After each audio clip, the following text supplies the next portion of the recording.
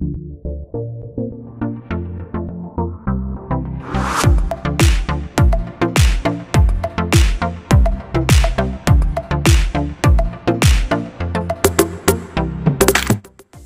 আসসালামু আলাইকুম।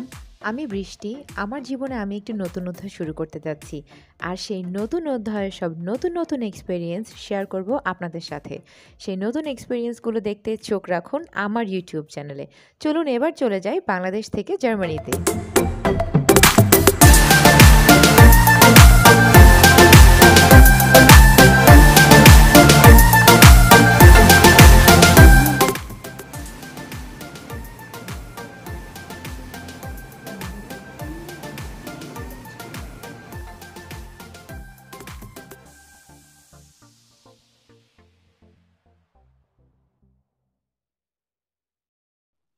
টার্কিশ এয়ারলাইন্সে করে আমরা বাংলাদেশ থেকে জার্মানিতে এসেছি এবং আমার ফ্লাইট ছিল সকাল 6:30টায়।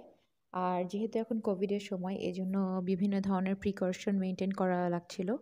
তো মাস্ক তো ম্যান্ডেটরি ছিলই, প্লাস আপনার কোভিড-19 নেগেটিভ সার্টিফিকেটটাও ম্যান্ডেটরি। তো এয়ারপোর্টে ঢোকার আগে আমাদেরকে এখানে হাইজিন সেট দেওয়া হয়েছে, একটা আমার একটা আমাদের সবার দুজনের একটা একটা করে। তো তারপরে শুরু হয়ে গেল আমাদের জার্নি।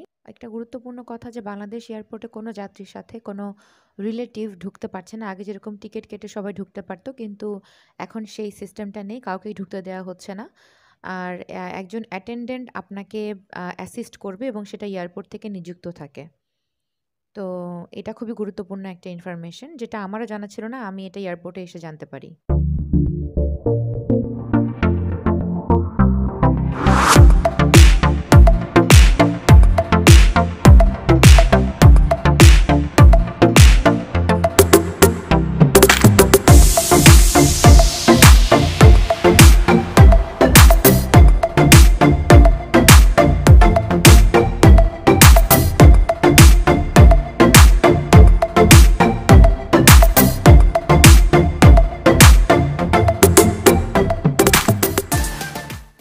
আমাদের প্রথম ফ্লাইটটা ছিল 9 ঘন্টার এবং আমাদের যে ট্রানজিট ছিল হচ্ছে ইস্তানবুলে।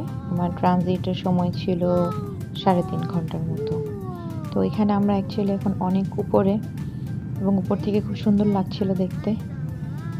আর এত সুন্দর লাগছিল, মনে হচ্ছিল যে মেঘের রাজ্যে ভেসে যাচ্ছি, এরকম দেখার মতো একটা ভিউ। খুবই সুন্দর লাগছিল। সুবহানাল্লাহ।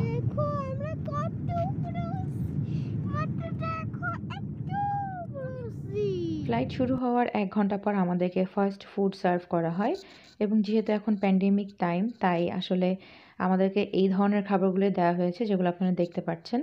আর এখানে আমাদেরকে এবার দেওয়া হয়েছিল হচ্ছে একটা পানি, প্লেন ওয়াটার, আর তারপরে হচ্ছে একটা চিজ স্যান্ডউইচ, এর ভিতরে টমেটো আর চিজ ছিল।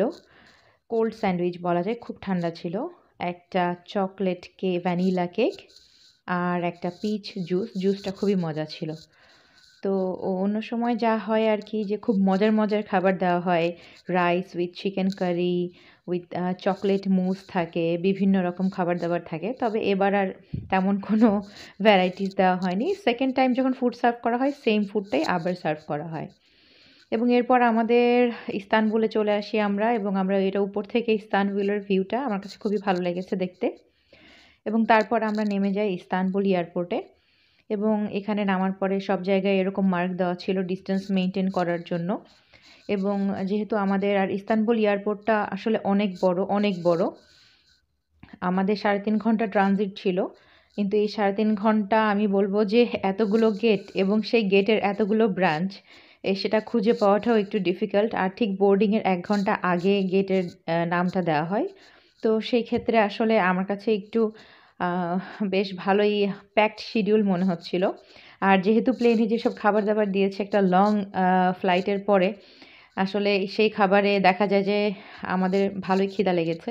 তো আমরা মোটামুটি একটু খাওয়া দাওয়া করবো একটু পরে। তো আপাতত আমরা আগে আমাদের জায়গাটায় যেয়ে নিই। চলুন দেখে আসি। টার্কিশ এয়ারপোর্টে 2টা টার্মিনাল সাইনবোর্ডে দেওয়া থাকে, একটা ডোমেস্টিক টার্মিনাল আর একটা ইন্টারন্যাশনাল টার্মিনাল। তো ডোমেস্টিক টার্মিনাল আর ইন্টারন্যাশনাল টার্মিনাল দেখে দেখে আমরা যাচ্ছিলাম, যেখানে ইন্টারন্যাশনাল টার্মিনাল যেদিকে লেখা ছিল আমরা সেই ওয়েটা ফলো করছিলাম, এবং ফলো করতে করতে একসময় আমরা আমাদের কাঙ্ক্ষিত জায়গায় পৌঁছে গেলাম। টার্কিশ এয়ারপোর্টে 1 ঘন্টা ফ্রি ওয়াইফাই দেওয়া হয় সবাইকে, এবং সেই ওয়াইফাইটা অ্যাক্টিভেট করতে আপনাকে একটা মেশিনে যে আপনার পাসপোর্ট দিয়ে সেই ওয়াইফাইটা নিতে হয়। তো ওয়াইফাইটা অ্যাক্টিভেট করে আমি আমার ফ্যামিলির সবাইকে জানালাম, সবাইকে ইনফর্ম করলাম আমি কোথায় আছি, কেমন আছি, কী খবর, এবং আমরা এরপর খেতে চলে আসলাম। আমি অর্ডার করেছিলাম বিফ ডোনার আর চিকেন ডোনার। তো এটা হচ্ছে চিকেন ডোনার, এর আগেটা ছিল বিফ ডোনার। খুবই মজা ছিল, খেতে খুব ভালো লেগেছে। আর চারপাশে অনেক অনেক অনেক অনেক ব্র্যান্ডের দোকান ছিল, অনেক সুন্দর সুন্দর দোকান ছিল, অনেক কিছুই দেখতে ইচ্ছা করছিল, নিতে ইচ্ছা করছিল, কিন্তু আসলে সময় নেই, যেতে হবে এখন। আমাদের গেটের নাম্বার অলরেডি দিয়ে দিয়েছিল, আমার গেট নাম্বার ছিল D2। তো সেক্ষেত্রে এখন গেটটা খুঁজছিলাম এবং খুঁজে খুঁজে দেখছিলাম যে কোন দিক দিয়ে যেতে হবে। উপরে অনেক সাইনবোর্ড থাকে এবং আপনি সাইনবোর্ডগুলো সুন্দর মতো ফলো করলে আপনি আপনার ডেস্টিনেশনে পৌঁছে যেতে পারবেন।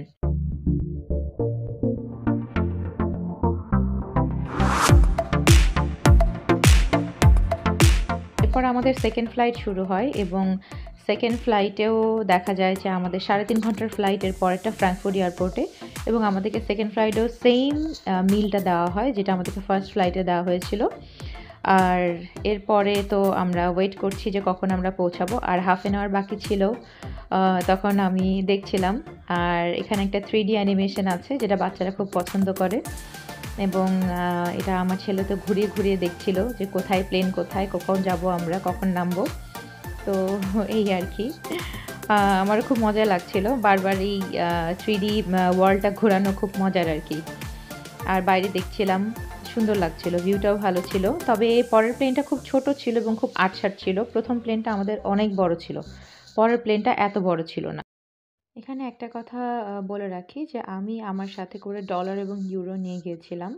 তো আমি $30 থেকে টার্কিশ লিরাতে কনভার্ট করে 184 লিরা পেয়েছিলাম আমি। তো সেখান থেকে বিফ ডোনার এবং চিকেন ডোনার সাথে 2টো ড্রিঙ্কস আমি অর্ডার করেছিলাম। আমার 144 লিরা লেগেছিল, আর খেতেও ভালোই ছিল, খারাপ না। আর আপনি ওখানে এয়ারপোর্টে আপনি মানি এক্সচেঞ্জের বুথ পাবেন, সেখান থেকে আপনি ডলার বা ইউরো থেকে লিরা করতে পারবেন। এটা তেমন কোনো কঠিন কিছু না। 3.5 ঘন্টা আসলে খুব তাড়াতাড়ি চলে যায়। 3.5 ঘন্টা সময় আসলে কিছু মনে হয় না। তো এখন আমরা ল্যান্ড করছিলাম জার্মানিতে, ফ্র্যাঙ্কফুর্ট এয়ারপোর্টে। আলহামদুলিল্লাহ এসে পৌঁছে গিয়েছি।